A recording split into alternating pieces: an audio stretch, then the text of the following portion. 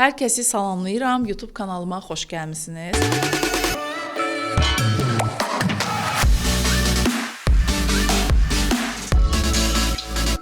Bugünkü mövzumuz yay ayları gəldiyinə görə hamilələr dənizə girə bilərmi, hamilələr havuza girə bilərmi, hamilələr üzə bilərmi? Bundan danışacağıq. Belə bir yaygın inanış var ki, hamilə olduysan əgər, evdə dincəlməlisən, ağır fiziksel işdən qaçınmalısan, hər hangi bir idman növünə məşğul olmamalısan. Bu tamamilə yanlış bir düşüncədir. Əgər siz riskli bir hamiləlik keçirmirsinizsə, yəni normal sıradan bir hamiləlik keçirirsinizsə, mütləq fiziksel olaraq aktiv olmalısınız. Fiziksel aktivitə deyəndə nəyi nəzərdə tuturuq? Gün ərzində ən azından 7.000-10.000 arası addım atmalısınız. Mümkünsə pilateslə, hamilə pilatesi dediyimiz yüngül pilateslə məşğul ola bilərsiniz və eyni zamanda üzə bilərsiniz. Üstəlik yaz ayları, yay ayları gəlibdir və bundan dolayı da üzmə hamilələr üçün, heç bir riski olmayan hamilələr üçün sərbəstdir. Üzəndə bilirsiniz ki, bütün bədən əzalarımız demək olar ki, hərəkət eləyir. Aşağı ətraf, qol, bel, boyun əzələləri və bunlar da hamilə üçün çox önəmlidir. Fiziksel aktivitənin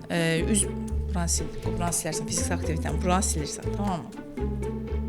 Bəs hamilələr dənizə, hovuza girə bilərmi? Hansı məsləhət görülür? Gəlin qısaca ondan bəhs edeyim. Bilirsiniz ki, istər havuza girək, istər dənizə girək, orada olan mayenin bir qismi vaginanın içərisinə girir. Vagina çöl qismdən əlaqəli bir orqan olduğuna görə o maye içəriyə dola bilir. Və içəriyə dolarkən istər-istəməz vaginanın bilirik ki, oradakı florası var və bakterial bir floraya sahibdir. O floranın pozulmasına gətirib çıxara bilir. Ona görə də biz havuza girməyi çox məsləhət görmürük. Çünki havuzun suyu xlorlu olur və dezinfeksiya olsun deyə xlorun miqdarı bəzi havuzlarda hətta həddindən artıq fazla ola bilir. Və xlorlu su vaginanın içərisinə dolanda orada yararlı bakteriyaların ölməsinə səbəb ola bilir. Və bu yararlı bakteriyaların itirilməsi ilərləyən zamanlarda qadınlarda göbələk, vaginit, disbakterioz kimi problemləri gətirib çıxara bilir. Amma dəniz suyunda belə bir effekt yoxdur. Yəni orada hər hangi bir kimyəvi maddə olmadığına görə dənizə çox rahatlıqla girib üzməyi məsləhət görürük. Dənizmi, havuzmu dedik, ən son nəticə oldu ki, dənizdə üzməyi daha çox məsləhət gördük sizə. Amma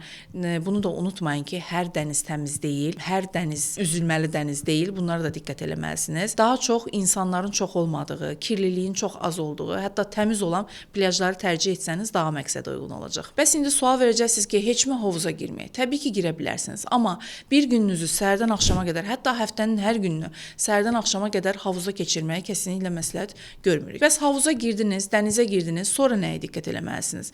Diqqət eləyəcəyiniz ən önəmli məqamlardan biri ıslaq paltarda qalmamağınızdır. Çünki bilirik ki, göbələklər ıslaq ortamları, yəni nəmli ortamları çox sevirlər və siz paltarınızı dəyişməməyiniz, nəmli ortam yaratmanız həmin göbələklərin inkişafı üçün şərait yaradacaq. Bunlara diqqət eləsəniz, təbii ki, hamiləlikdə dənizə və havuza getmənin hər hangi bir problemi olmayacaq. Digər diqqət etməniz gerəkən məqamlardan biri də günəşdəmi oturaq, kölgədəmi oturaq. Hamiləlikdə bilirsiniz, bədəndən həddindən artıq suya ehtiyacı olur və sizin daimi olaraq günəşin altında oturmanız bədəninizin qızmasına və susuz qalmanıza səbəb ola bilər. Ona görə də dənizə, havuza getdiyiniz dönəmlərdə mütləq həmin gün ərzində 3-4 litrə qədər maye qəbul etməyiniz məsləhət görülür. Və dəniz-havuz mövzumunda mütləq dəniz ətrafında günəşlənərkən mineral tərkibli günəş qoruyucu kremlərdən də istifadə etməlisiniz ki, dərinizdə hər hangi bir yanıq və s. əmələ gəlməsin. Qarşıdan gələn yay aylarında sizə xoş istirahətlər arzulayıram. İstirahətinizdən hamilələr mümkünsə qalmayın, çünki xoşbəxt hamilə, xoşbəxt döl deməkdir, xoşbəxt uşaq deməkdir. Hamiləlik bir kompleks deyil, hamiləlik bir xəstəlik deyil, hamiləliyinizin keyfini çıxarın. Videomuzu bəyəndiysəniz, videomuzu faydalı gördüysəniz bəyənin, yorumlara sualınızı əlavə eləyin və kanalımıza abunə olmağı unutmayın. Yay ayı gəlibdir və əlim buna dəyir, bir problem olmaz. Ben bu sözü doğrudan.